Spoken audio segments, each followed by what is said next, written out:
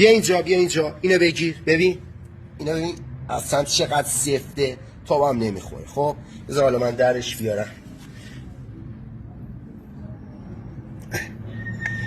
ببین اینا گیریسته که من میگم گیریس نمالینده. گیریس ها وقتی که داغ میشه خوش میشه. حالا اینجا خوب نگاه کن، میذاریمش تو روغن ترمز و میزنیمش. ببین چی شو؟ روون و خوب شد.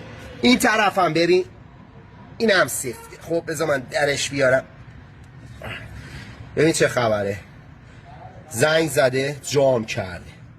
این لاستیکش هم نداره، باید یه لاستیک داشته باشه، نداره. اینو باید عوض کنیم. این کارو حتما هر موقع که میخوای لنتا رو عوض کنی انجام بده. یه دونه از لنتا رو در بیار، ترمز بزن تا یه مقدار پیستون بیاد بیرون. زیاد نزنی که کلا پیستون در بیاد برات مشکل ساز بشه. زیر گردگیر رو با سرنگ از روغن ترمز خود ماشین هم استفاده میکنی. پر روغن ترمزش میکنی به این صورت و پیستونو میدی به عقب. این کار باعث میشه که اگه زنگ و کثیفی دور پیستون باشه تمیز بشه. دیگه عمر لنتات هم زیاد میشه. گرد لنت دیگه دور لاستیک جمع نمیشه، لنتات دیگه سوت نمیکشه، داغ نمیکنه، عمر لنتت هم زیاد میشه. قبلش هم که گفتم باید حتما این ریلا رو با روغن ترمز روونش کنی.